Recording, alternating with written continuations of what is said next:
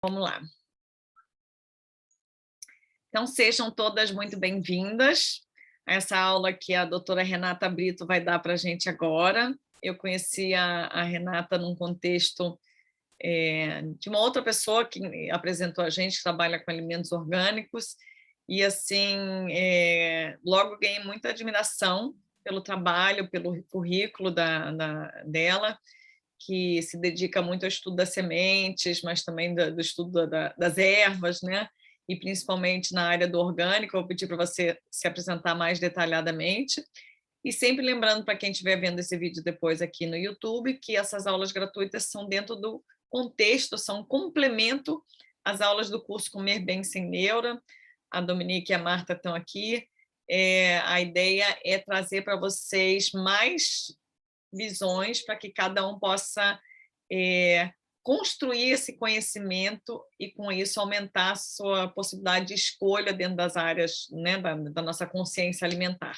Então, eu acho que a doutora Renata vem trazer hoje aqui é muito importante, porque nos pode trazer um pouco mais de autonomia, né, e mais possibilidade da gente plantar a nossa própria comida, além, assim, só rapidinho, porque eu vou calar a boca rapidinho, mas além de eu achar um prazer você poder ir no seu quintalzinho, ou seja, na janelinha de casa que você tiver, pegar suas ervinhas frescas. Não dá para plantar grandes coisas, né? Tomate, pepino, essas coisas assim, mas pelo menos umas ervinhas, ou que você foi ensinar para a gente hoje. Eu acho tão gostoso essa relação com a planta fresca que você usa direto para temperar, então estou muito animada a aprender mais com você. A gente já está se namorando um pouquinho para eventualmente construir um curso juntas, então acho que hoje é também meio que um piloto. Então, seja muito bem-vinda. Se quiser se apresentar um pouquinho, eu vou fechar meu áudio também e passo a palavra aí para você, ok? Tá bom. Boa noite, gente. Como a Verena falou, né, a gente se conheceu há pouco tempo, mas já logo de cara a gente já teve uma empatia muito grande, né? Eu também admiro bastante o trabalho da Verena. Eu acho que nossos trabalhos são complementares, né? Então, eu mexo com a parte da terra, ela mexe com a parte da alimentação. Então, nada melhor do que a gente juntar tudo, né? Uhum. E, assim, o assunto é muito vasto. Eu vou tentar fazer de uma maneira simples, né? E dar uma sintetizada no assunto com umas dicas, assim, que eu acredito que são o pulo do gato, assim, para quem está começando a cultivar em casa. E é o que a Verena disse, né? Autonomia. Então, eu acho que isso é muito importante, a gente poder ter, pelo menos o mínimo em casa, a gente começar a se libertar dessa cadeia aí, porque se a gente começar a falar de agrotóxico, igual foi uma live que a gente fez, a gente fica horas falando, né? Então, um dos motivos da gente cultivar o nosso alimento em casa é sair dessa coisa, desse sistema de alimentação imposto que a gente tem que passar por isso, e de comprar um alimento e a gente não ter uma garantia da origem daquele alimento, se aquele alimento teve ali a quantidade adequada de agrotóxico. Então, é bem complicado essa questão, né? Não vamos entrar nesse parâmetro, porque é uma discussão muito grande. Então, hoje, pode falar. A gente não vai entrar nisso, mas eu queria só dizer de novo, quem tiver perguntas, que escreva aqui no chat, de repente, aí deixa você terminar sua linha de pensamento e no final a gente abre para perguntas, pode ser? Isso, pode ser, pode ser. Assim, só não tô controlando o tempo, né? Você controla aí, Verena? Tá. Então, gente, eu sou engenheira agrônoma, né? Só para falar brevemente assim, da minha trajetória, eu sou engenheira agrônoma, me formei na Universidade Rural e desde a universidade eu trabalho com a agricultura orgânica, trabalhei com produção orgânica de semente dentro da universidade, depois fui trabalhar com cafeicultura no sul de Minas, trabalhei também no Ministério da Agricultura, no Rio, no Porto, trabalhei como engenheira agrônoma residente. Eu recebia as cargas de fora e fazia avaliação para ver se tinha inseto, fungo de fora. E aí depois eu senti necessidade de continuar no estudo. Aí eu voltei para a academia, fui fazer mestrado, doutorado, e trabalhei sempre nesse contexto da agricultura orgânica. E depois do doutorado eu comecei a trabalhar com consultoria e eu percebi que as pessoas tinham uma certa dificuldade assim de tem uma distância muito grande entre a cidade e o campo, né? Que não era para ser, né? Mas a gente entende que quem está na capital, por exemplo, tem gente que nunca viu um alface, um pé de couve, e aí as pessoas começaram a me indagar, né? Como é que cuida, como é que faz. E aí resolvi criar um curso, eu e mais uma colega de profissão, e meu marido que trabalha comigo também, para ensinar as pessoas a cultivar seu alimento em casa. E aí comecei a trabalhar em vários locais e disseminar esse conhecimento. E nessa eu conheço muita gente bacana, né? Porque todo mundo está na mesma ideia, né, de cultivar, e a gente está sempre aprendendo também. Então a gente junta o conhecimento prático com o conhecimento científico e a gente vai disseminando e aprendendo, né? Então hoje eu trouxe para vocês aqui algumas informações que eu acho importantes. Para começar, o que eu sempre falo nos meus cursos é a gente quebrar essa crença de que eu não tenho mão para plantar, né? Todo mundo tem mão para plantar. Então, às vezes, é só uma falta de informação, é uma informação errada, que é uma prática errada, e aí a pessoa, não tenho mão para plantar, aí começa a desanimar, né? Não vou plantar mais porque eu não sei, porque eu não consigo, eu não dou bem com planta. E não é assim, tá? Então, assim, eu aconselho para quem está começando, para quem quer começar a cultivar, escolher umas espécies mais fáceis, né? Como salsinha, cebolinha, um manjericão, tá? Para não começar, vou plantar um pé de berinjela, vou plantar um tomate, e ainda mais quem não tem muito espaço, tá? Então, por que, né, que a gente vai fazer uma horta? Primeiro, por conta dessa questão da alimentação, você criar uma conexão com a terra, essa é uma terapia. A planta começa a te dar sinal de como que ela está, se ela está bem, você começa a entender, né? Então, toda uma relação mesmo que você inicia com a terra e com a planta, tá? Então, vamos quebrar esse paradigma e essa crença de que eu não tenho mão para plantar, tá, gente? Então, é só você começar a perceber os sinais que a planta está te dando, você fazer as coisas de maneira correta, tá? Então, eu vou começar a falar sobre os fatores importantes como quando a gente vai trabalhar com terra, com planta, tá? É luz, tá, gente? Luminosidade, solo e água, tá? Vou falar um pouquinho desses três. Por exemplo, luz. Não precisa ser exatamente uma luz direta do sol, mas tem que ser um local que bata uma luz, né? Uma luz indireta, pelo menos, tá? E a gente escolher as espécies, por exemplo, que são adaptadas. Então, assim, onde tem essas informações? Né? Na internet tem muita informação. Então, o que eu recomendo vocês? Procurar informação nas instituições de pesquisa. Por exemplo, Embrapa, Pesagro, Emater, são órgãos, universidades que têm assim, apostilas, tem informações que são informações corretas, tá?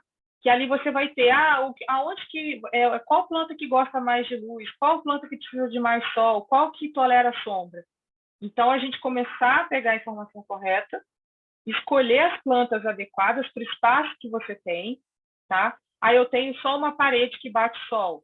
O bate-sol, vou observar quantas horas de sol está batendo ali na minha parede. 2, 3 horas.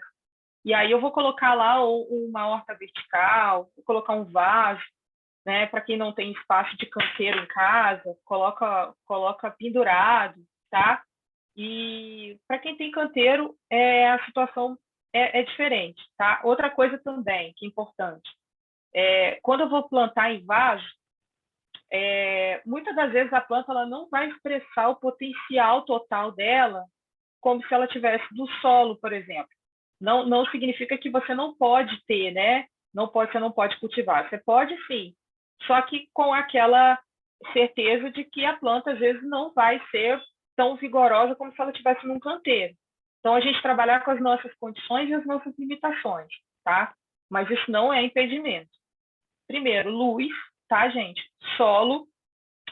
Essas plantas que a gente compra em floricultura, que vem aquele substrato, aquilo não é terra, tá, gente? Então, normalmente, vocês observam o seguinte, muitas vezes acontece o quê? A planta chega bonita, né? Chega linda, florida, Aí passa uma semana, 15 dias, ela começa a amarelar, começa a ficar feinha, você não sabe por quê. Você está fazendo tudo certo, está dando água para a planta, está cuidando direitinho, não sabe por quê.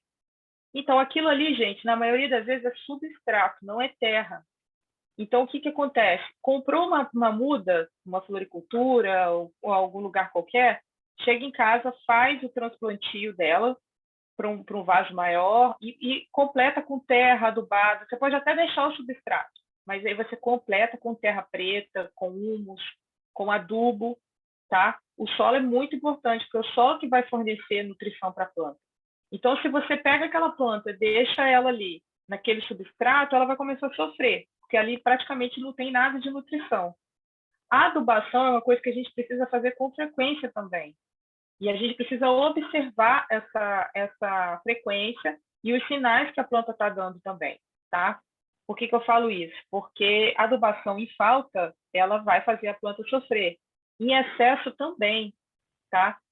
Tem uma coisa que se chama teoria da trofobiose, que fala do excesso de adubação.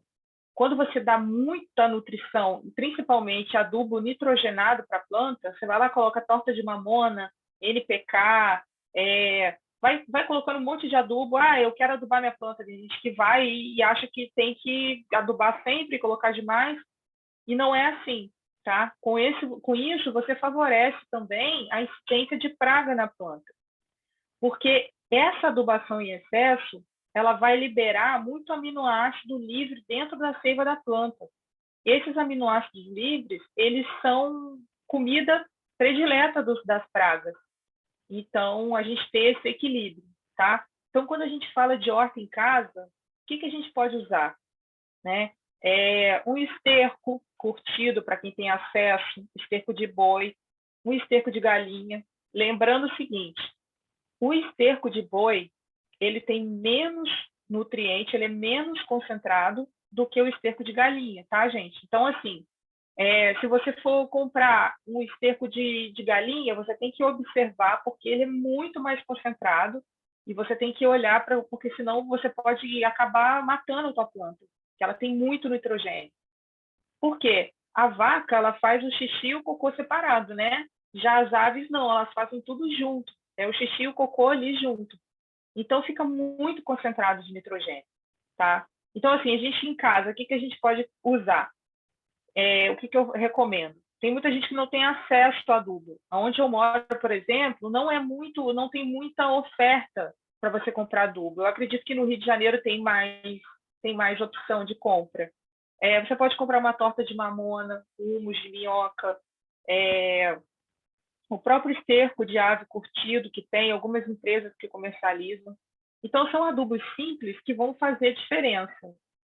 Quer perguntar, Verena? Eu estou me segurando aqui para não ficar te interrompendo, mas o chorume é considerado um adubo? Chorume, gente, é o líquido que sai quando você faz a compostagem dos restos orgânicos de comida, que aí vira composto, né? Eu acho que se chama, né? A compostagem, que para mim é como se fosse já uma terra adubada natural, mas ele tem, eu sei que tem que ser diluído para colocar nas plantas, mas é considerado um tipo de adubo? Isso, eu ia falar dele também. É o que eu sempre recomendo. É o biofertilizante, né, que a gente fala. Que para quem tem composteira, ele é maravilhoso. Você pode usar ele assim, pelo menos uma vez no mês, adubando a tua planta, sempre respeitando aquela concentração, né? Que você dilui uma parte para 10 e coloca na tua planta. E aí a gente vai observando como que a planta vai reagir, tá? Então, assim, tem o NPK, que é muito vendido em floricultura, em loja de jardinagem. Ele não é veneno, tá? Só que ele é um adubo muito solúvel.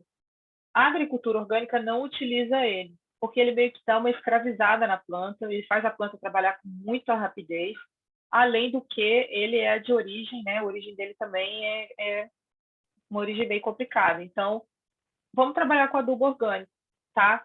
É mais fácil, não tem problema de intoxicação, a não ser com animal, tá? Que a gente tem que tomar cuidado. Por exemplo, o bocashi, não sei se vocês já ouviram falar do bocashi, é um adubo orgânico maravilhoso, é um adubo orgânico fermentado, é uma técnica japonesa e ele já tem disponível também para vender e eu utilizo ele bastante.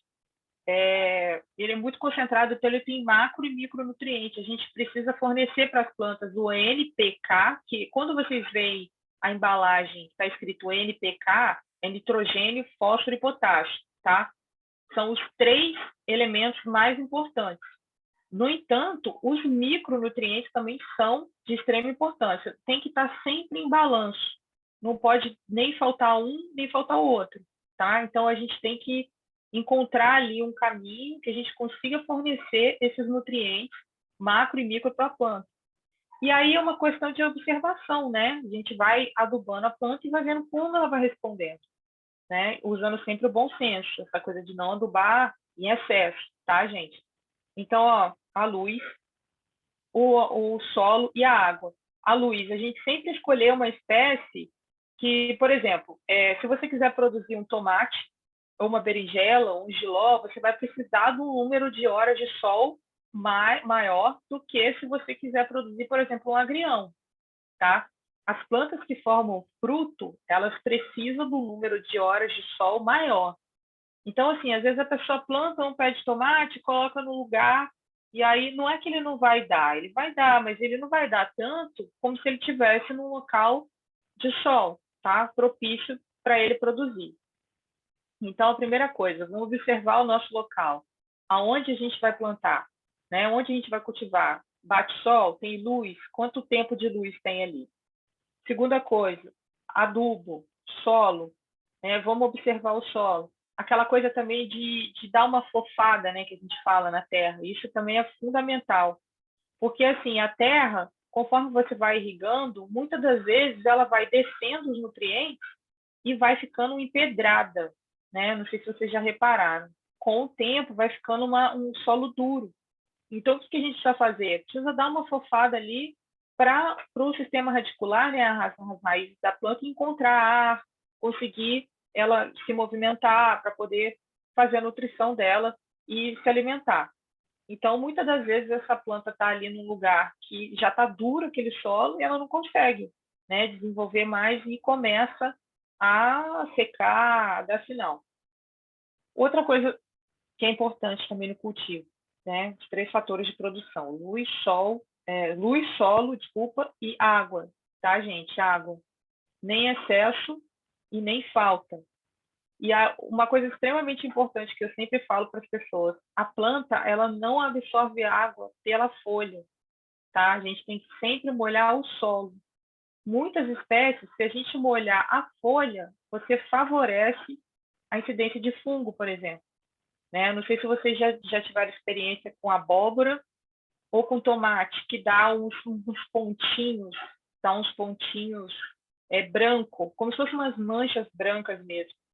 Eu até tenho uma apresentação aqui que, se no final da aula der tempo, eu coloco para mostrar para vocês, tá? Tem umas imagens interessantes. Eu já deixei aqui liberado para você compartilhar a tela, se quiser alguma coisa, tá? Tá. Vamos falar, e aí no final eu mostro que eu tenho umas imagens interessantes. Porque, assim, eu agora que eu estou morando numa casa que tem quintal, mas eu sempre morei num lugar que não tinha, era cimento, né? E eu não tinha tanto espaço. E aí eu queria muito ter uma horta. Então, assim, eu sempre cultivei em vaso, tá, gente? E, assim, não é porque eu sou agrônoma, não, é porque eu fui aprendendo também, porque com a natureza a gente não tem receita, né? A gente, às vezes, uma planta que eu pego aqui, ela tem um comportamento, tem uma muda aqui, ela tem um comportamento. Eu levo lá para casa da Verena, ela vai ter outro. Então, assim, os fatores, eles vão mudando, né? O clima, solo, chuva, tudo isso influencia, tá? Que mais? Água, solo, luz. A água, né, que eu estava falando, água em excesso também, gente. É super importante não pecar com água em excesso. Porque às vezes a gente coloca muita água numa planta que não gosta de tanta água, você vai ocasionar ali um apodrecimento do sistema radicular dela. Por exemplo, lavanda. Lavanda é uma planta que ela não gosta de muita água, né? A gente não precisa estar ali todo dia regando, tá? É diferente, por exemplo, de um alface. Se ele ficar 2 dias sem água, ele já vai ficar murcho. Então, a gente ter essas informações é muito importante, tá? Deixa eu ver aqui o que mais que eu anotei para vocês. O recipiente. Onde que a gente vai plantar? Isso é muito importante também. Melhor recipiente que tem para plantar, gente, é vaso de barro, tá? Ele é um pouco mais caro, mas ele é o melhor que tem, porque ele mantém ali a temperatura. Ele não esquenta, por exemplo, né?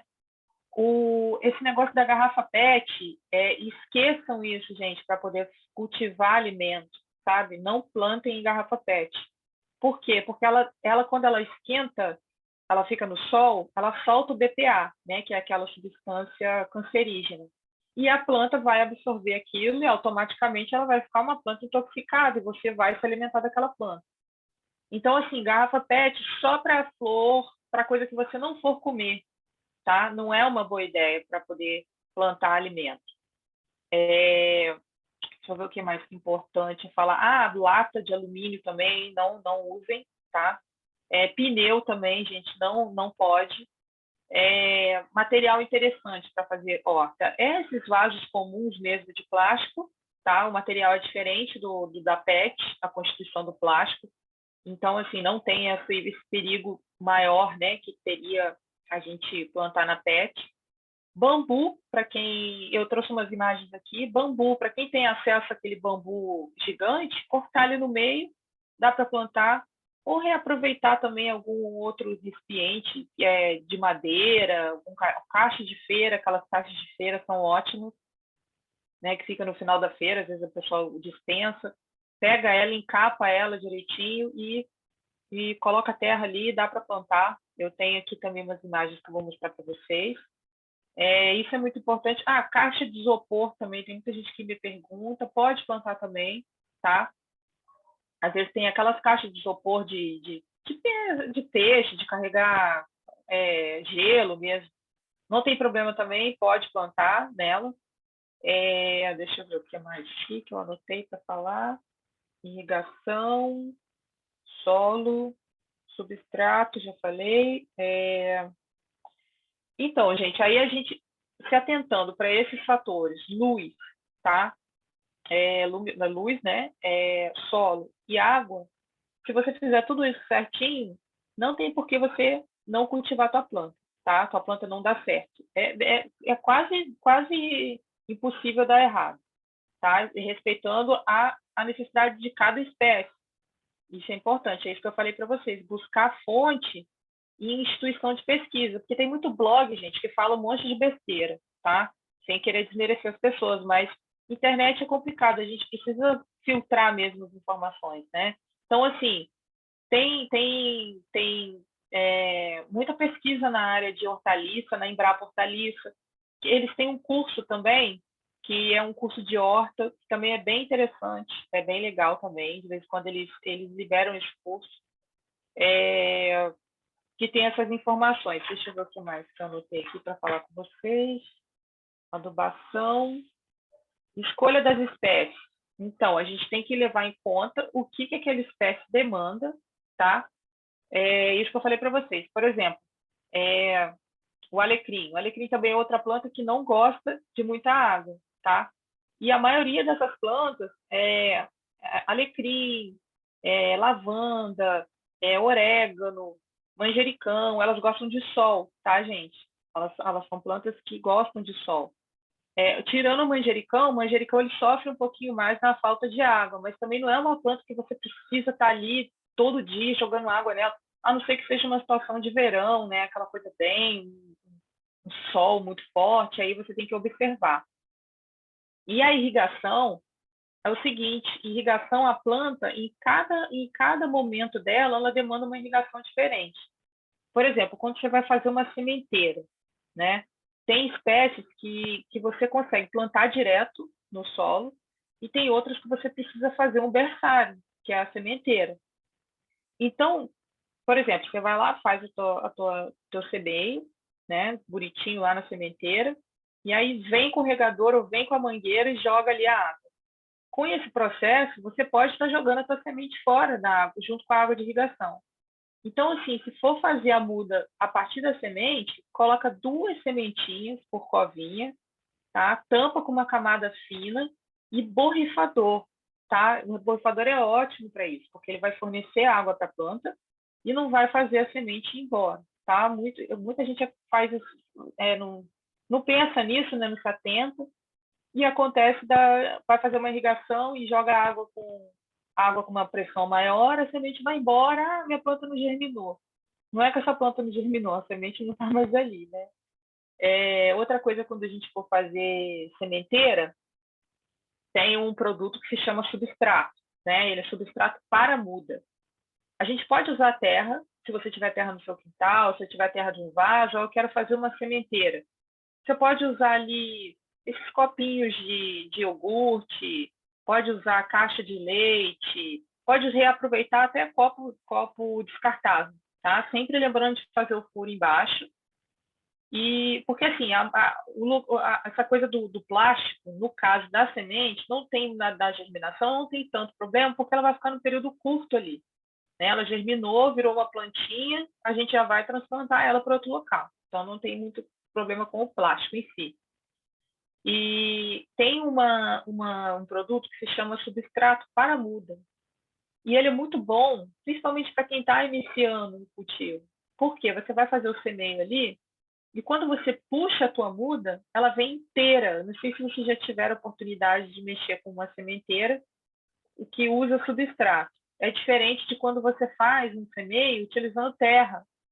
Porque a terra, às vezes, quando você puxa, você pode danificar ali o sistema radicular da planta, aí você quebra, fica um pedaço da raiz para trás, você acaba ali perdendo tempo, né? Perdendo a tua muda. Então, o legal, quando for fazer muda, a partir da semente, tá?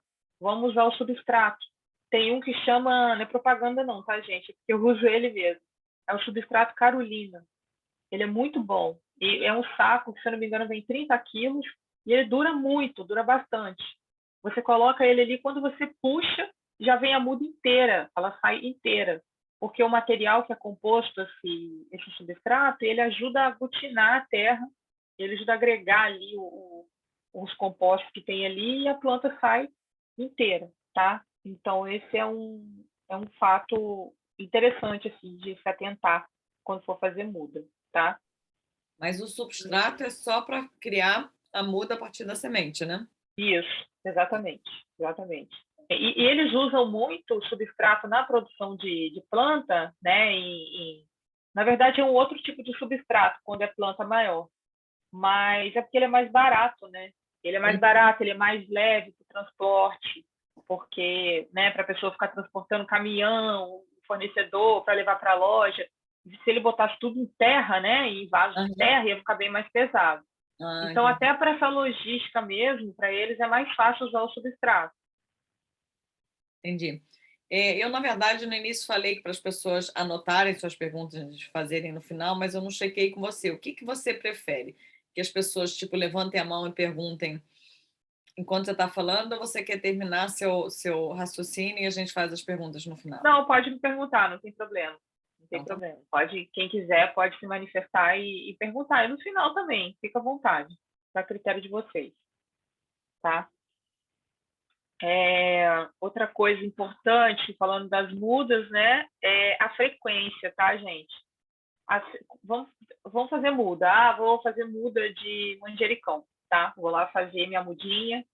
Muda, semente, não pode ficar sem água, tá, gente? Hoje é sexta-feira, vou colocar hoje, é só no domingo eu vou lembrar de aguar. Não, ela precisa de água todo dia. E dependendo da estação, dependendo do clima, você precisa borrifar a água até 2 ou 3 vezes, tá, no dia. Principalmente se você estiver usando substrato, porque ele seca muito rápido. Então, isso é muito importante também na produção de muda. Isso para qualquer muda que for fazer, principalmente para muda de semente, porque a semente não pode ficar sem água, senão ela não germina, tá? Nutrição da planta, aquilo que eu falei para vocês, a gente em casa, vamos usar o que a gente tem, tá? Tem acesso, você tem uma composteira, usa o composto da composteira, usa o líquido do biofertilizante. Eu não tenho? Eu vou comprar um esterco, vou comprar uma torta de mamona, tá? Que é a coisa que está fácil ali na floricultura. Adubar com frequência, tá? Né, com bom senso, para não pecar. E deixa eu ver o que mais. Líquido da composteira. Tá. falar também de espécies, né? O que a gente pode plantar junto? Eu não sei se vocês já ouviram falar das plantas companheiras. Né? Tem uma teoria que diz que uma planta pode favorecer a outra, né? Então eles chamam de planta companheira. Então, isso também é muito importante. Tem algumas espécies que não se dão bem com ninguém. Então, assim, às vezes você coloca tudo junto e acha que você, né, está fazendo alguma coisa errada. O que eu fiz de errado? Às vezes você está ali cuidando direitinho. Às vezes há espécie que não se dá bem com outra. Então, por exemplo, hortelã. Vou cultivar hortelã, gente, sozinha. Hortelã sozinha, porque ela não gosta de ninguém. Ela vai o sistema radicular dela, a raiz dela vai entrelaçando ali todo mundo de baixo, daqui a pouco ela estrangula todo mundo, e aí às vezes morre a hortelã e morre a outra. Salsinha com alface também, não combina. Isso aí já é coisa de estudo comprovado, não que não vá dar certo, você pode ter, né, a experiência e de repente dar certo, mas a probabilidade de não dar certo é muito alta, porque a gente sabe que já tem essa coisa, né, de uma prejudicar a outra. Às vezes uma solta alguma substância que vai inibir o crescimento da outra. Então, isso também é importante. E tem as companheiras, que você pode plantar junto, por exemplo, né? Assim, eu uso, quando no meu canteiro, eu sempre tento colocar o máximo de plantas que der, né, para eu aproveitar meu espaço, mas sempre observando isso. Então, assim, eu planto muita beterraba e cenoura com couve, por exemplo, que uma vai crescer para baixo e a outra para cima. Então, assim, não tem muito problema plantar as duas juntas. E lembrando o seguinte, quando a gente for plantar beterraba, cenoura, qualquer coisa, rabanete, que cresce para baixo, o solo ele tem que estar um solo solto. Se ele tiver um solo muito duro, ela não consegue desenvolver. E a cenoura vai crescer toda torta, né? Não sei se vocês já viram, ela cresce toda deformada, às vezes ela racha, né? E então é importante isso também, a gente pensar. Eu sempre oriento as pessoas a misturar a terra com a areia para poder fazer o cultivo dessas plantas que crescem embaixo do solo, porque ela está com solo leve, ela consegue desenvolver e crescer bem. A cenoura também não é difícil de cultivar, tá, gente? Eu tenho em casa, já plantei também em vaso, sempre lembrando que tem que ser um vaso mais profundo, né, para ela crescer, e esse vaso com um solo mais solto, do jeito que eu falei para vocês. Ó, cenoura, beterraba, gente, rabanete é muito fácil de cultivar. Ele cresce em 30 dias, tá? Ele é muito rápido. Em 30 dias você vai lá e colhe ele e maravilha. A cenoura demora um pouco mais, né? São 3 meses. Demanda um pouco mais de sol. Mas, assim, espécies fáceis de cultivar para quem não tem muito espaço. Salsinha, tá, gente? Salsinha é muito tranquilo.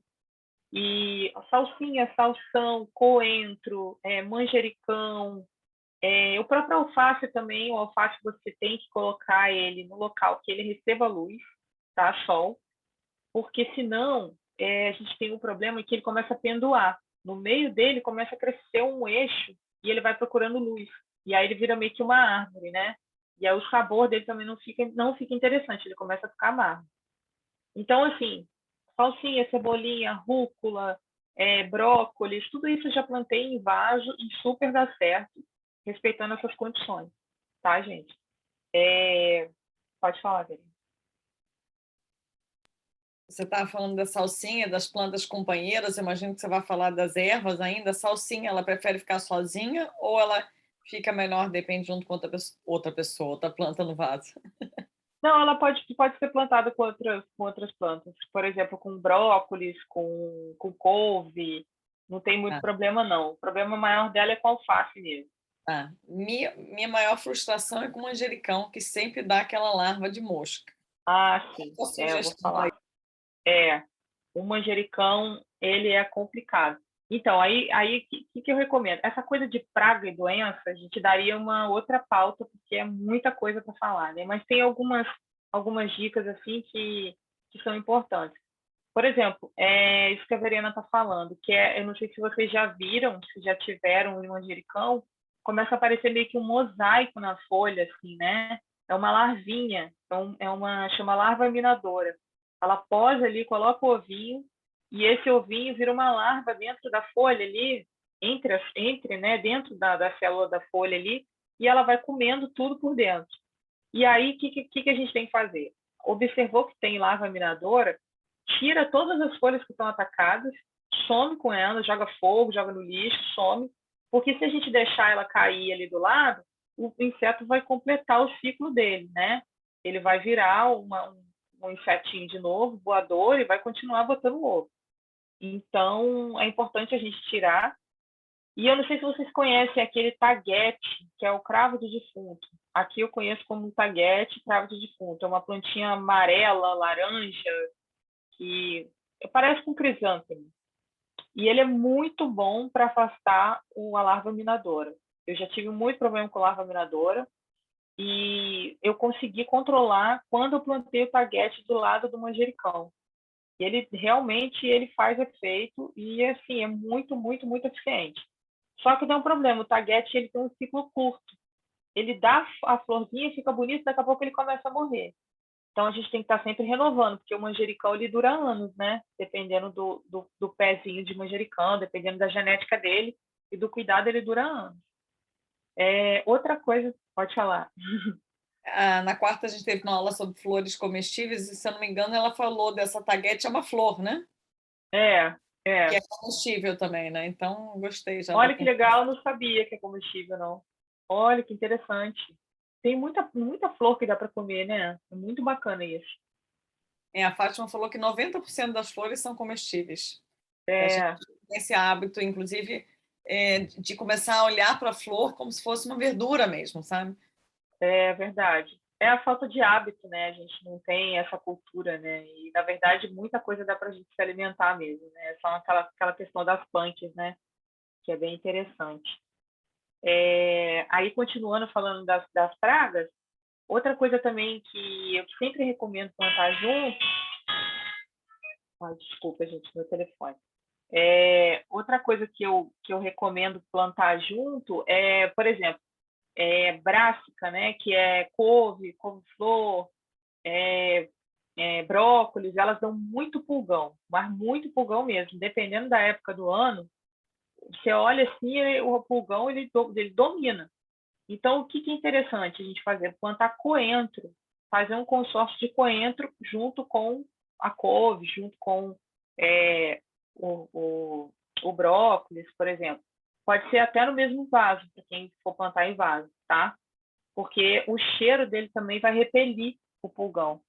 E outra coisa importante para evitar pulgão, principalmente agora nesse período que a gente passou de seca, o pulgão ele gosta muito desse período seco.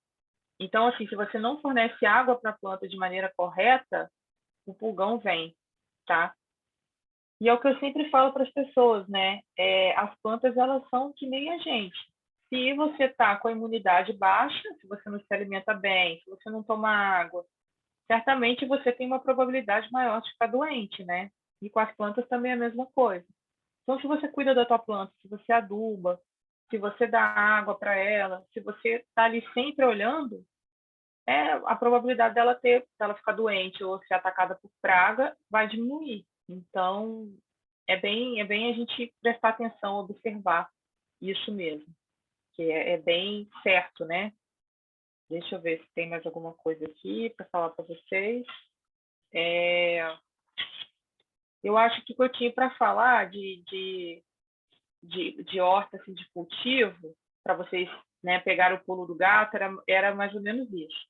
E se vocês tiverem alguma dúvida, pode falar. E aí eu tenho umas imagens para mostrar se dá tempo, se der tempo, né, Verena? Eu não sei quanto tempo a gente tem. Você está A gente tem olhando? tempo à vontade, são 15, 10 para 7. Eu reservei essa sala aqui até pelo menos 7h30. E eu tenho Uhum.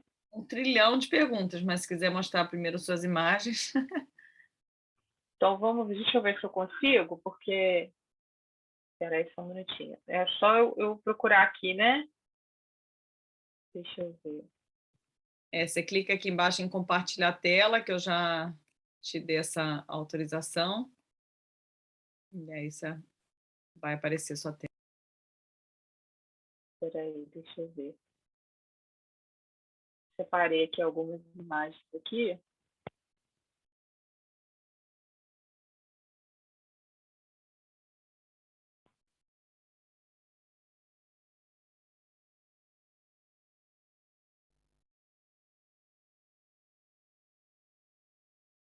Tá indo ou não?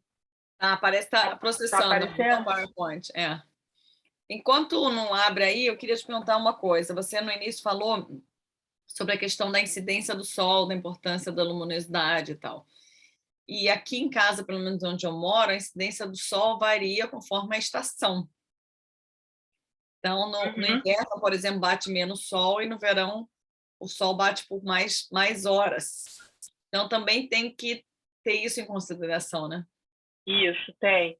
E quando a gente tem essa condição de ter uma varanda, por exemplo, e plantar em vaso, você consegue fazer esse, né, remanejar.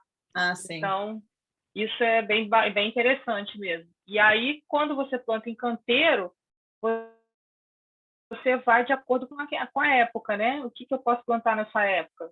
Porque também a gente, às vezes, insiste em fazer umas coisas que não vai dar certo de jeito nenhum. Por exemplo, couve-flor, no verão, ela sofre muito. Então, assim, pode até dar certo, mas a probabilidade de não dar é muito maior, né? Então, a gente tem que prestar atenção nessa sazonalidade das plantas também.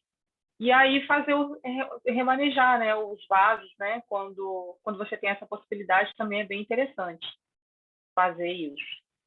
E tá aparecendo aí para vocês? Sim, não sei, eu vou aumentar aqui, pronto, agora apareceu bem. Vocês estão vendo bem, Dominique e Marta?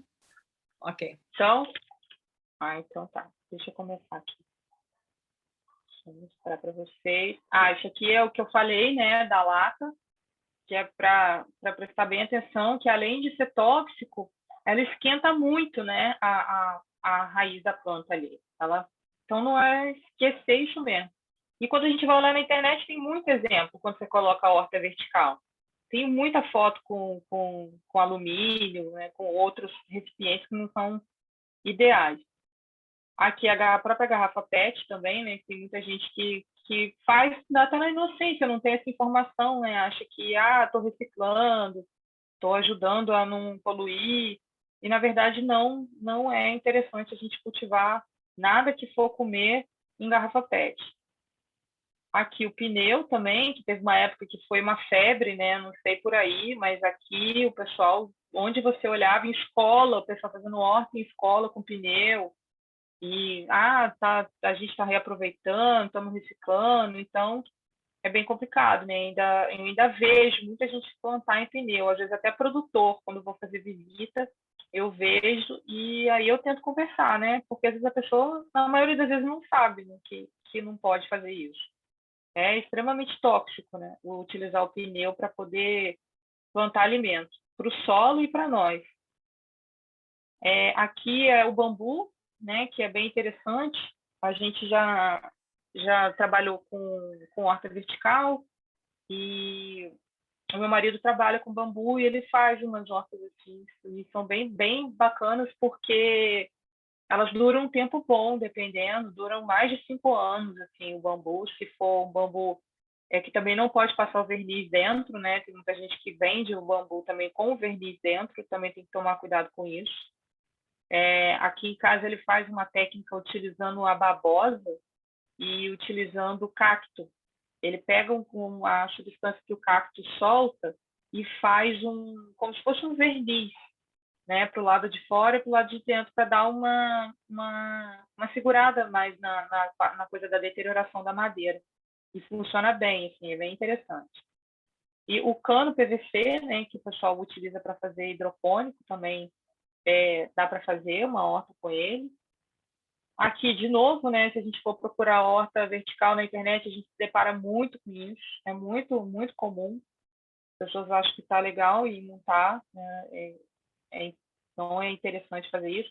Aqui, com a caixa de leite, que eu falei para vocês que dá para fazer muda, né? Dá para fazer ali um berçáriozinho ali, fazer um semeio e depois transplantar ela para outro local.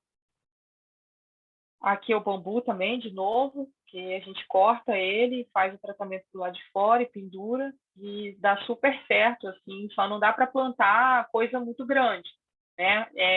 Grande que eu digo assim, que tem um sistema radicular grande, né? Por exemplo, uma berinjela não dá para plantar, um jiló, um pimentão, né? Que ela precisa de solo para se ancorar.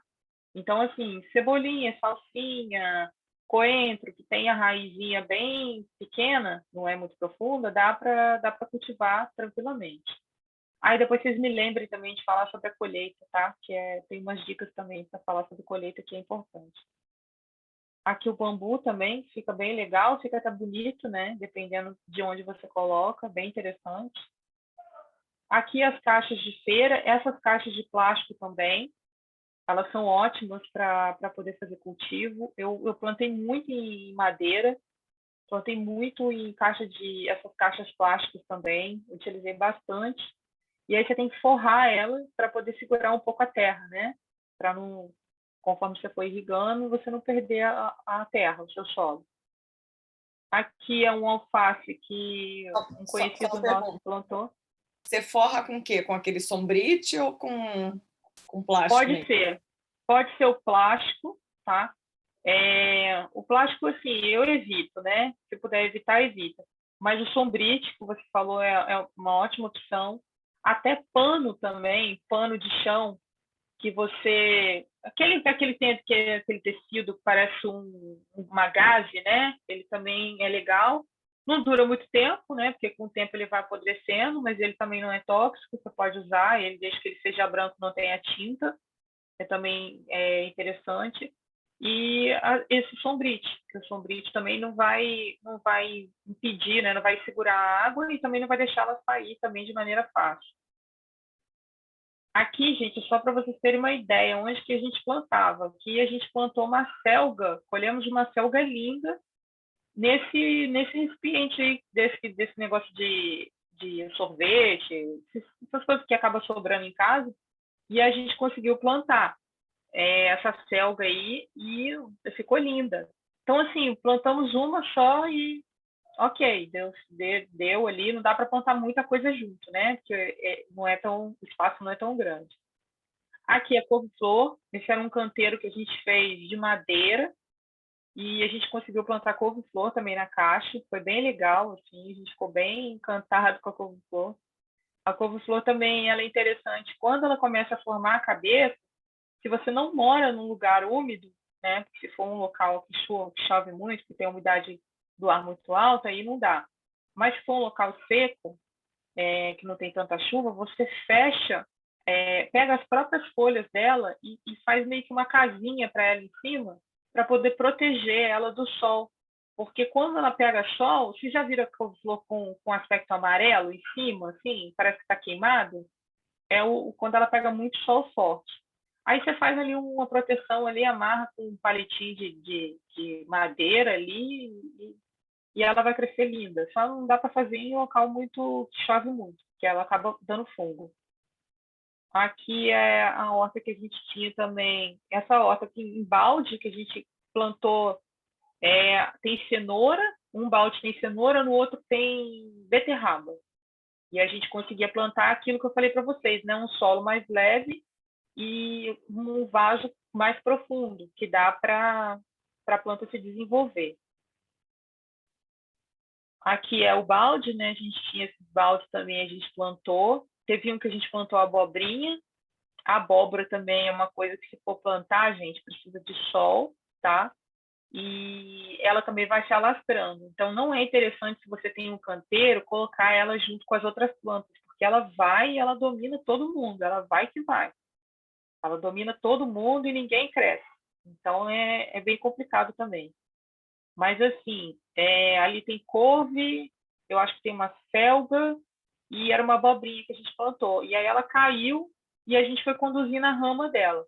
Tá? E a abóbora, ela é bem, bem interessante também. Tem muita gente que planta abóbora e não consegue, fala para mim que não consegue, não dá fruto. Muitas das vezes é porque não tem inseto polinizador, né? Porque a abóbora ela precisa de polinização. E às vezes a gente pode fazer esse processo também para poder dar uma acelerada, Mas aí você tem que acordar bem cedo, porque a abóbora ela tem flor macho e flor fêmea.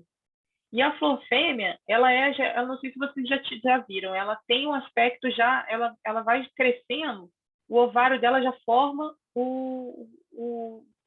igual por exemplo, se é uma abobrinha, ela vai ter o ovário no tamanho de uma abobrinha.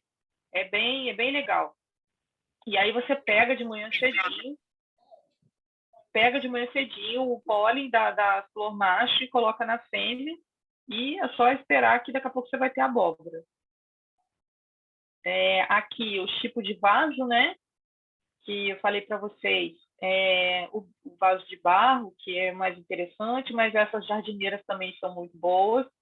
O vasinho de plástico comum, convencional também, ele é funcional. E também se atentar, porque às vezes a gente compra esses vasos e eles não vêm com furo embaixo, né? Então, se atentar para isso também. Você tem que fazer o furo embaixo. Alguns não vêm.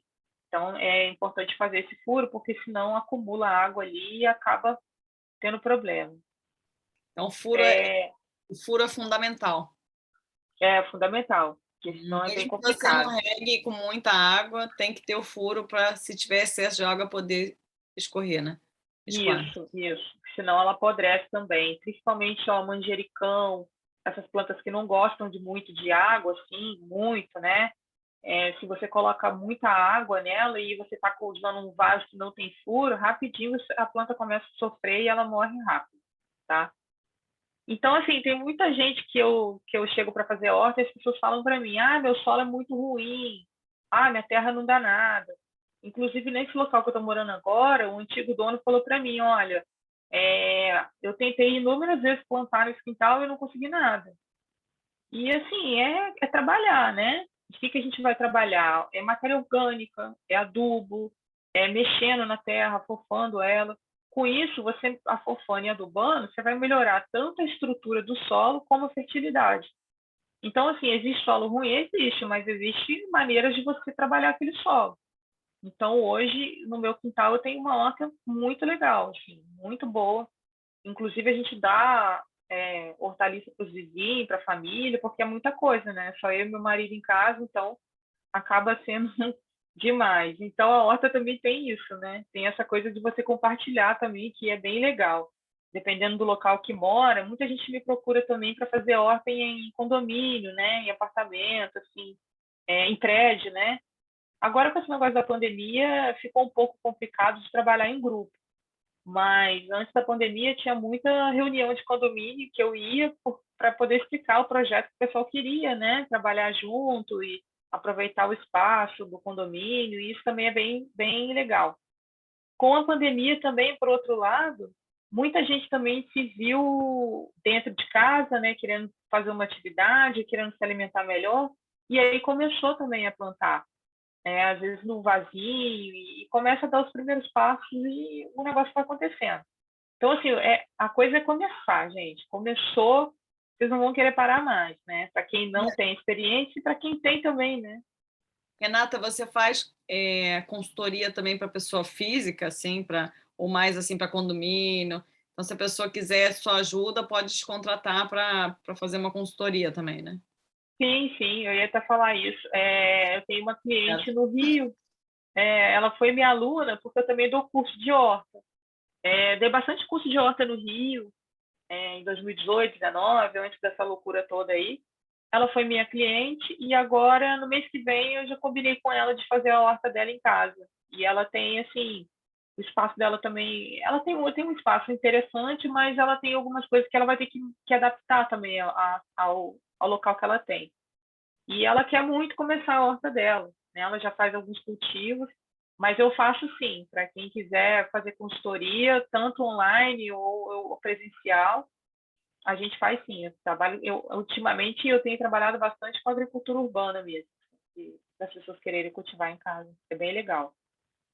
E aí, isso que eu falei para vocês, a gente fazer adubação, né? Mexer no solo mesmo, botar a mão na terra, porque a terra ela tem vida, tem muito micro-organismo ali, a gente precisa alimentar essa terra.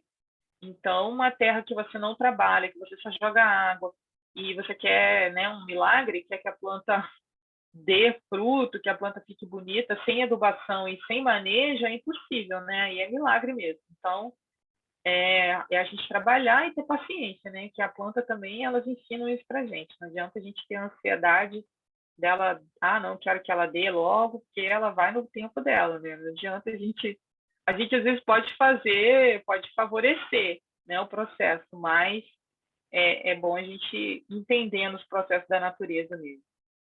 Aqui é o biofertilizante, né? Para quem não conhece, nos cursos que eu dou, a gente sempre ensina as pessoas a fazer essa composteira de garrafa PET, porque é bem legal também.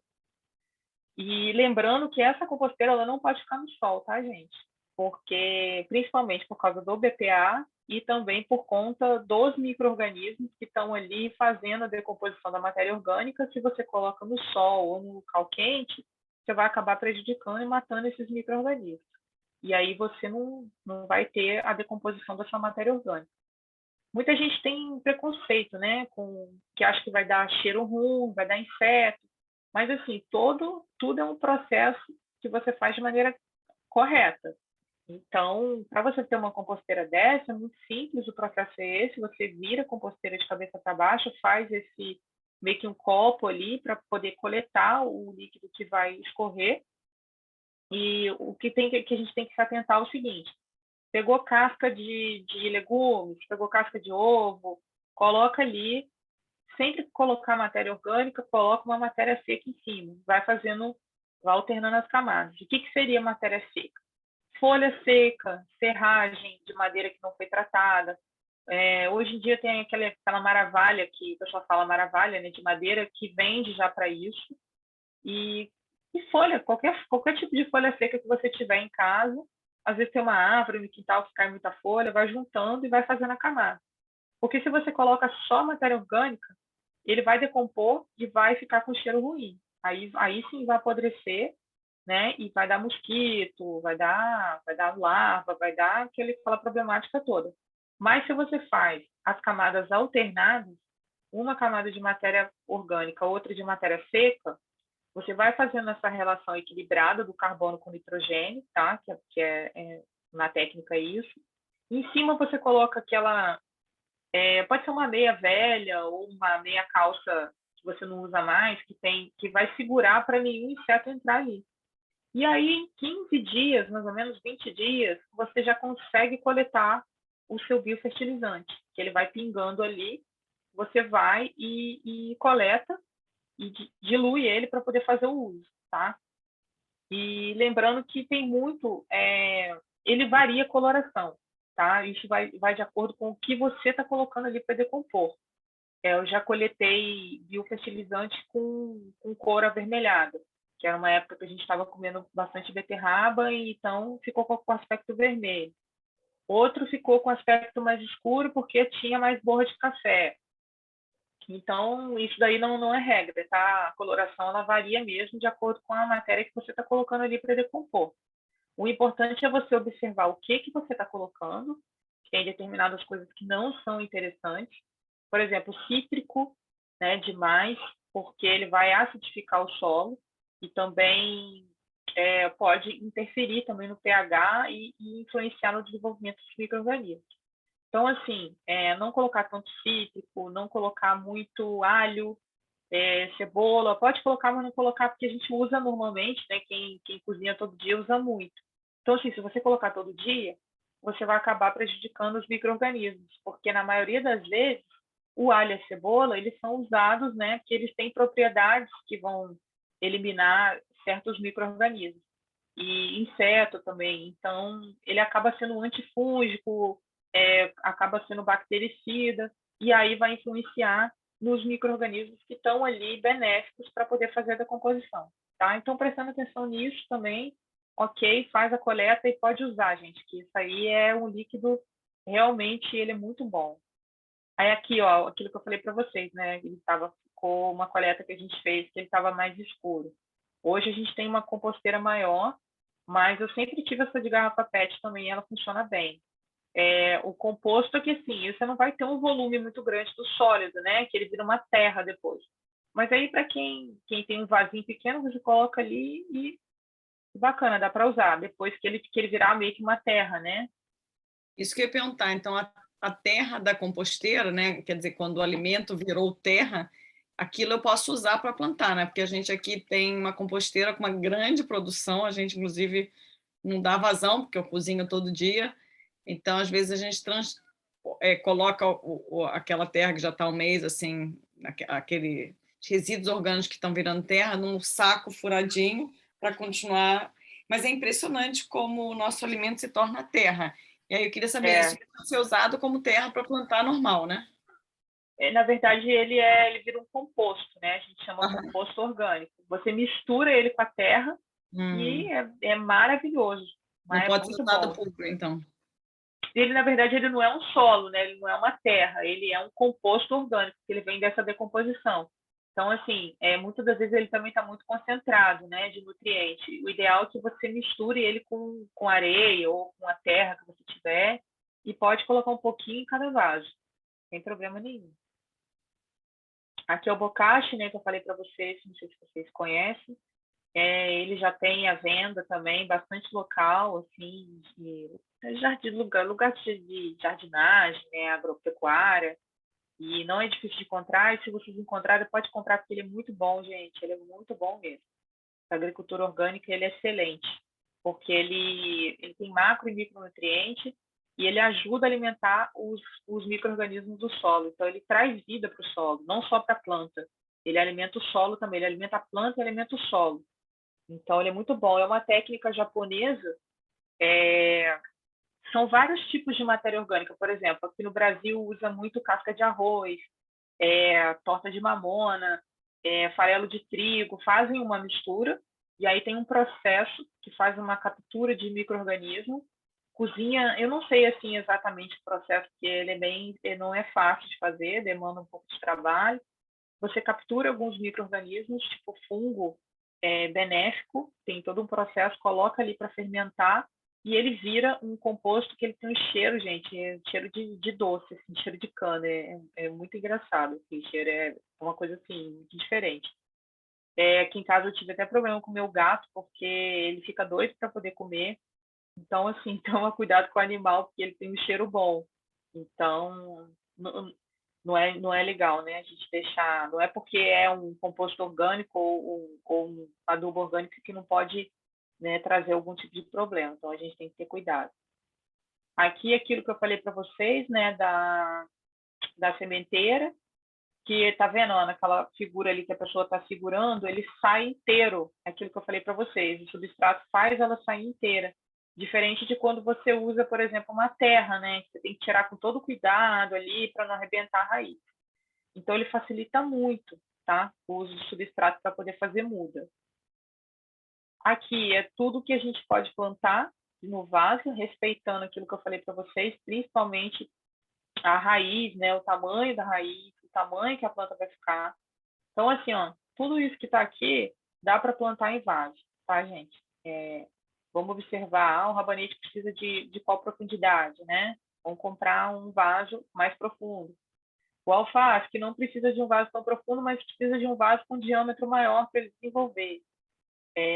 Por exemplo, a abobrinha, ela precisa só que a planta ali, a raiz esteja no vaso, porque ela vai crescer, né? Ela vai virar uma rama. Então, ela não necessariamente precisa de um vaso grande. Então, assim, ter esse discernimento, prestar atenção naqueles fatores, né, que eu falei lá no início, luz, água e solo, necessidade da planta e botar para cultivar, porque dá para fazer tranquilamente. Aqui a cenoura, que eu ia falar para vocês, cenoura, rabanete, beterraba. Normalmente, quando eles começam a crescer, aparece, né? Começa a aparecer. O solo vai descendo e se você não complementar, ela vai ficando para fora. E isso também não é interessante porque altera o sabor, principalmente na cenoura. Ela fica com um sabor estranho, afeta o sabor dela mesmo. Então, quando você percebeu que ela está começando a sair para fora, tampa, tá? Para não ter esse tipo de problema. E cenoura, rabanete, beterraba, essas coisas não pode faltar água e nem pode ser em excesso, tá, gente? Porque senão ela racha e também não não fica legal. A cenoura, então, ela racha no meio. Então, observar que tem que ter a frequência da água e de maneira adequada. Aqui coloquei para vocês alguns exemplos, né, do que eu falei sobre planta companheira. Tomate com cebola, cenoura e salsa, a selga com cebola, repolho, beterraba. O alface você pode plantar com a cenoura, com a beterraba e o rabanete. Então, assim, sempre observar, né, o tamanho da planta, o tamanho da raiz dela, quem cresce para cima, quem cresce para baixo, se uma é maior do que a outra, né, igual a abóbora, ela tampa todo mundo e aí ela domina o canteiro inteiro. Então, assim, prestar atenção nessas coisas e fazer as combinações certas. Aqui, para montar um vasinho, né, coloquei só um exemplo aqui para vocês verem. O pessoal usa muito argila expandida, né, no fundo, mas muitas das vezes argila expandida e bidim, que são dois materiais que não são baratos, tá? Então, o que a gente pode utilizar no local? A pedra brita. O único problema da pedra é que vai ficar um vaso pesado, né? Se for um vaso que você vai ter que carregar, influencia só nessa questão, mas ela substitui tranquilamente a argila expandida. O isopor também, quebrado, você pode colocar no fundo do vaso, que ele também faz essa coisa da drenagem. E a manta bidim, o que a gente pode substituir? Porque ela é bem cara, né?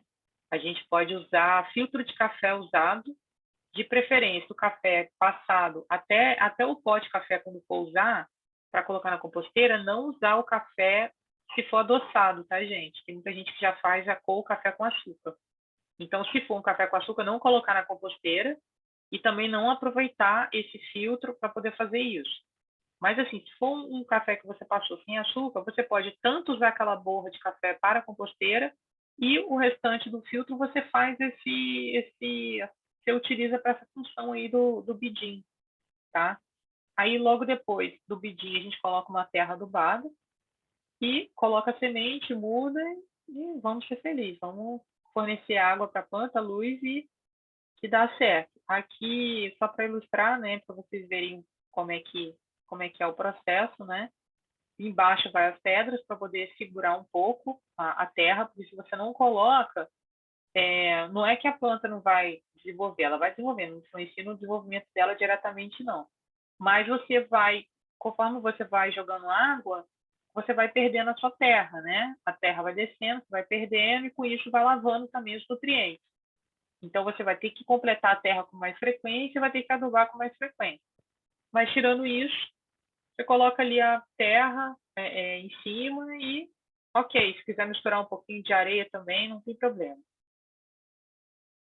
Uma coisa também que eu acho importante quando a gente faz plantio é anotar, gente, que dia que eu plantei, né? Plantei hoje, dia 24 de setembro, plantei um alface. Então, quer dizer, daqui um mês, daqui 45 dias, eu já posso colher aquele alface, tá? Isso é muito importante porque orienta a gente a acompanhar, né? Tem muita gente que não sabe o momento certo de fazer a colheita. Então, se você sabe o dia que você plantou, você vai saber ali, você vai fazer os cálculos, vai ver de acordo com cada espécie, né? Quando você pode colher, você vai observar e aí você sabe, você tem a informação ali para te orientar, tá? Então, assim, um caderninho de campo, ou um palitinho, não sei, alguma sinalização você coloca ali no vaso ou você faz um controle ali com o caderninho para você conseguir acompanhar melhor. Aqui na nossa casa, que eu falei para vocês na casa anterior, né, que a gente não tinha espaço, aí as colheitas que a gente fazia, assim, nossa, ficava todo mundo impressionado, porque nosso quintal era muito pequeno e a gente plantava tudo em vaso e a gente colhia muita coisa. A abóbora também, é legal a gente colocar um suporte igual ali, vocês estão vendo. Coloca uma madeira, coloca o que for embaixo, porque ela pode ir apodrecendo, né? Conforme você vai jogando água e ela vai tendo atrito ali com o chão, é legal a gente colocar um suporte para evitar que isso aconteça, senão ela fica podre na parte de baixo. Então, assim, são dicas que, na prática, né, são bem importantes. Aqui também é lá do nosso quintal, desse quintal aí que eu falei para vocês, né? Peixinho a gente plantava ali na jardineira, beterraba, a gente colhia bastante beterraba, abobrinha, abóbora, dava muito, muito, muito mesmo. E tudo assim, gente, em vaso mesmo. É uma coisa assim, em caixa e em vaso, que era o que a gente usava muito, porque o nosso quintal não tinha terra.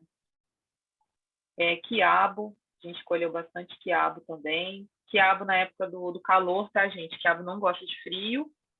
E então, assim, meio que perda de tempo. Deixa eu ver aqui o que mais. A berinjela também. Ó, a gente está na época agora de plantar berinjela, jiló, deixa eu ver o que mais, pimentão. É uma época agora mais que vai começar a melhorar o calor, vai aumentar a temperatura, então são plantas que dá para cultivar nessa época mais quente, tá?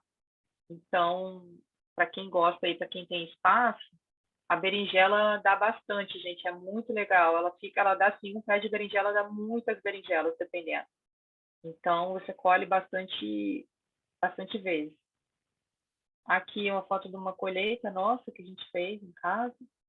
Essa abóbora era uma delícia, era uma mistura de abobrinha com abóbora, um cruzamento meio louco assim, né? Que as abóboras elas vão se cruzando e vão criando um monte de tipo de abóbora.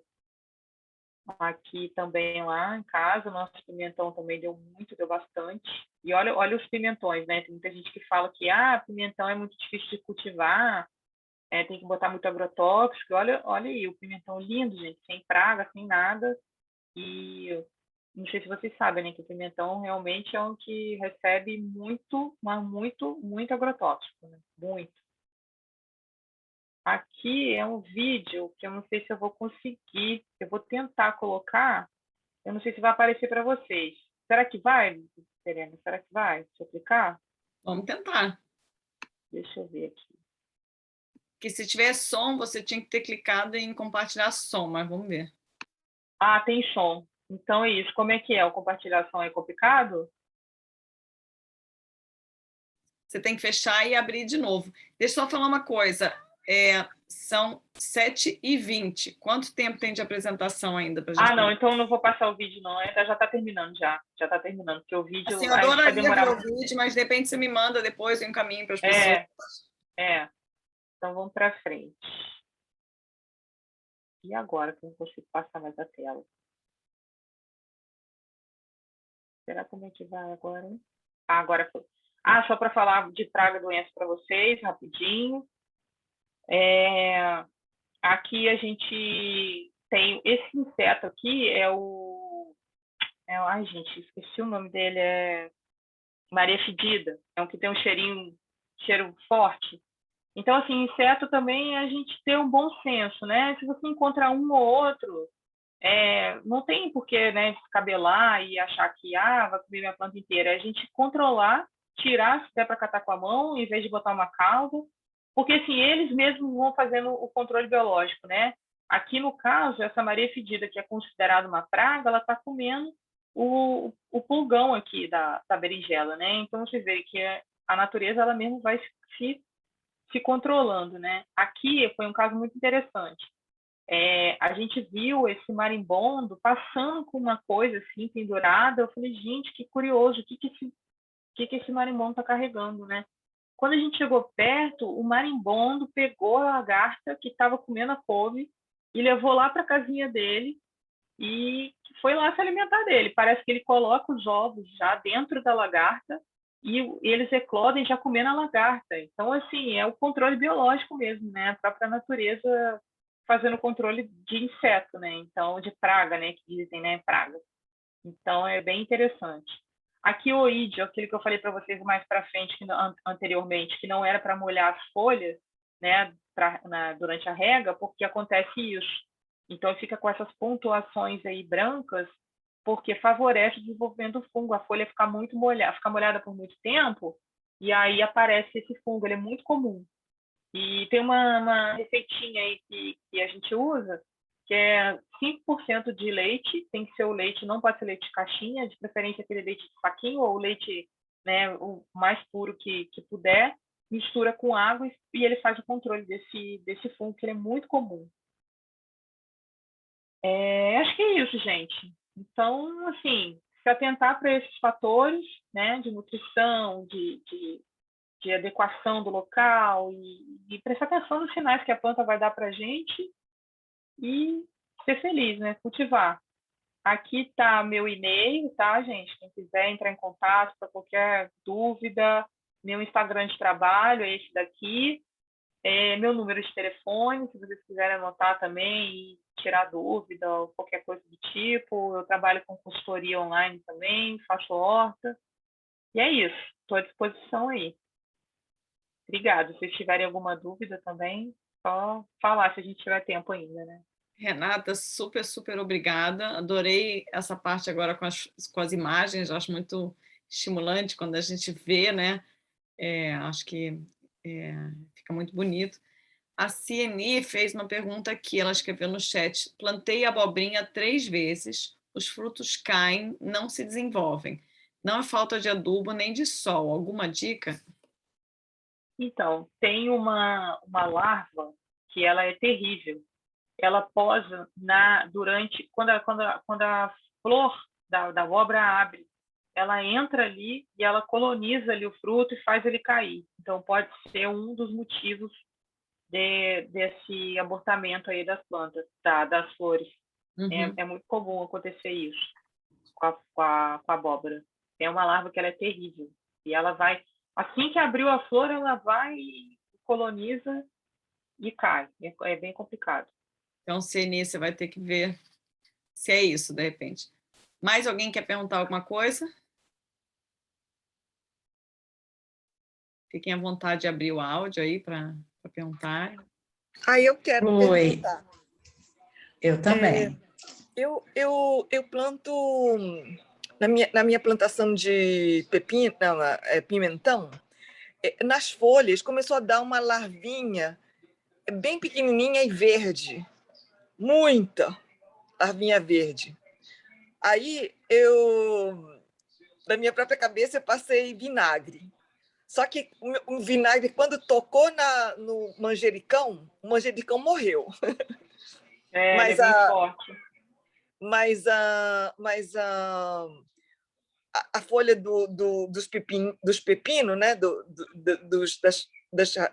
pepino, da pé de pepino, pepino não, de pimentão, ele continua ainda com essa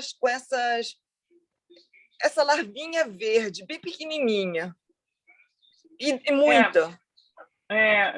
Na verdade, assim, fica difícil de eu falar alguma coisa que eu tinha que ver exatamente o que é, né?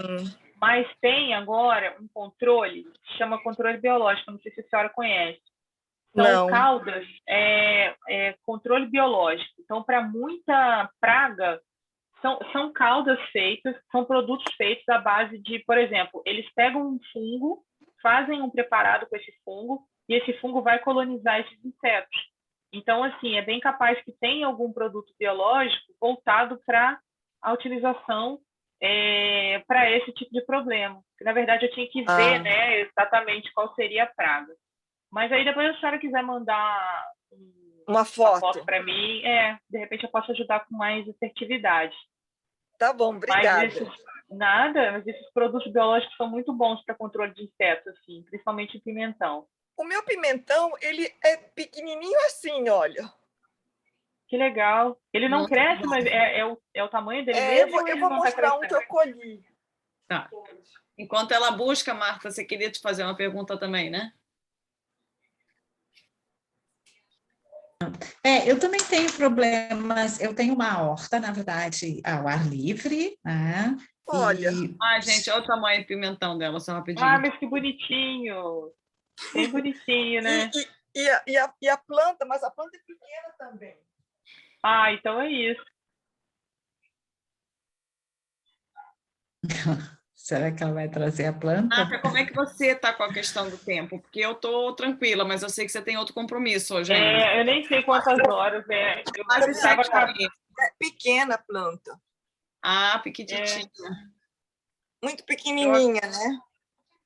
Por isso que não deu, porque eu planto no apartamento. Então é isso. Mas ele tá bonito. Entendi. Tá bom, obrigada. Nada. Qual é o seu nome? Aqui só está Onas Ines. Qual? Ines, tá bom, então. Que bom, Ines, obrigada. Eu sou amiga da Marta. Que legal, tá bom. Então, Renata, como é que você está de tempo? Você Foi uma aula consegue... muito bacana. Eu preciso terminar mais ou menos antes das 8, umas 20 para as 8, acho que uns 10 então minutos. tá bom. Então, se a gente ficar mais uns 5 minutos, mais ou menos, consegue, né? Isso. Tá bom. Então, Marta, faz sua pergunta. Não, tem algumas coisas que na minha horta funcionam e outras não. Daí, essa coisa dos vizinhos, que eu falava de vizinhos, mas você falou de Planta companheira. companheiros, planta companheira, isso é bem interessante. Mas, por exemplo, o pimentão, ele, antes de ele continuar o crescimento, ele fica preto e apodrece. Então, esse, não sei. E uma outra coisa que também tenho muita dificuldade é justamente com brócolis, couve-flor. Ele enche de pulgão, e aí não dá nem para comer. O pulgão é bem complicado. Essa questão das doenças, assim, para eu falar ou dar alguma opinião é bem complicado, né? Porque tem vários tipos de doença que têm os mesmos sintomas, ou vários tipos de inseto que causam a mesma coisa. Teria que ver mesmo. Mas, assim, brócolis, couve-flor, tenta plantar o coentro próximo da próxima vez. Tá. Se atenta para a questão da água, né? Não faltar água, principalmente nesse período seco que a gente passou, porque assim, às vezes a gente esquece, né? Tira um pouco a atenção da planta. Não, eu acho que é muita água. Eu até acho que... e aí, outra pergunta que eu queria fazer, no sentido de regar entre 10 e 16 ou 14 horas, 16 horas, tem algum inconveniente regar durante o sol forte? Não é bom não. Não é bom não, que influencia também na transpiração da planta. Então, só faz a planta sofrer um pouco mais quando você joga água nesse momento. Então, o ideal é a gente jogar água bem cedo, né? Ou no final da tarde. Evitar a noite também, deixar a noite só quando não tiver jeito mesmo. Porque a noite ela vai passar um período muito grande com a folha molhada, né? E aí pode acontecer aquela situação que eu mostrei anteriormente do oídio. Então é bom assim, não... e vai acontecer, né, em determinado momento que a gente não pode, não tem tempo, só tem aquela hora para regar, né? Mas não deixar que se torne um hábito, né, de regar só nesses momentos de sol mais intenso. Tá, e a última coisa que é um problema para a nossa horta são as aves. Você tem problema com ave aí? Eu tenho bastante aves que comem. Couve, por exemplo, elas comem toda. Eu não chego na couve. Antes disso, elas comem tudo. Então, tem não sei. Com esse problema, e aí normalmente eu recomendo colocar um sombrite, né? Para poder evitar. Porque às vezes a tela, dependendo da ave, ela passa a tela, né? A não sei que seja uma tela mais fechadinha. Mas o sombrite é interessante também, né? Que aí dá uma segurada. Eu atendo muito cliente na serra e lá eles têm muito problema com o jacu, que ele come também. É esse mesmo. Ele come principalmente muda. Aí o pessoal coloca o sombrite, né? Tá. Ou tela também, né? Para poder dar uma segurada, senão realmente eles comem tudo mesmo. Obrigada. Nada. Mais alguém quer fazer alguma pergunta? Cieni está quietinha aqui de fundo, mas se quiser. Eu sinto, Renata, que assim, isso aqui foi só uma entradinha, né? Porque assim, só o tema adubação, para mim, eu teria 1000 perguntas, eu não tenho a menor experiência com adubação, você falou vários termos aí que eu falei, mas como é que faz, com que quantidade, como é que dilui, blá, blá, várias perguntas que eu não vou fazer agora.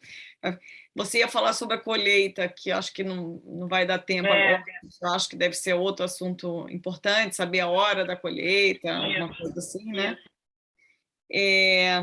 Mas eu te agradeço muito, estou louca para conversar com você, para de repente a gente fazer um experimento primeiro privado e depois a gente abrir, porque é muito interessante poder plantar. Não? A única coisa que eu penso é quando você tem pouco espaço, por exemplo, você mostrou lá a selga, acho que foi que vocês escolheram, né? Você colhe uma coisa grande, que você vai comer, de repente, uma semana daquela selga, e aí acabou, né? A natureza tem disso, né? Eu lembro, meu ex-namorado tinha um sítio, então às vezes dava jabuticaba ou manga, dava muita, e aí você tinha que correr para dar um jeito de aproveitar aquilo, porque muita coisa você inclusive perde, porque você não tem como, né, aproveitar, por mais que você dê de presente para vizinhos, para amigos.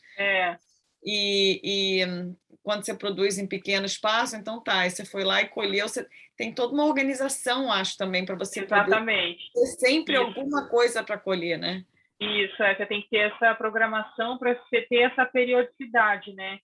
Então, assim, você plantar de 15 em 15 dias, um ou outro, que aí você colheu aqui, daqui a 15 dias você colhe de novo, você vai fazendo essa coisa, sempre renovar, né? Porque tem planta que você colheu, acabou realmente. Umas você vai colhendo várias vezes, mas a gente se programar e também ver a sazonalidade, né? Respeitar isso aí. E aí, outra coisa, eu acho que a gente vai aprender muito na prática, né? É verdade. Não, as plantas, elas vão ensinando, é muito interessante.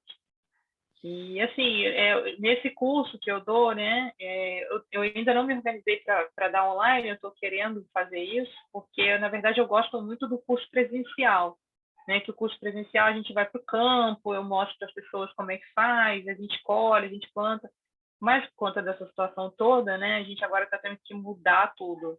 Então, acredito que eu vou ter que preparar um curso online. E aí, no curso, cada fator desse que eu falei, a gente estuda ele de maneira mais ampla, né? Então, a gente estuda adubação, a gente estuda a colheita, a gente estuda a irrigação, a gente estuda algumas espécies, né? O plantio, o ciclo da planta. Então, é um curso grande, assim, né?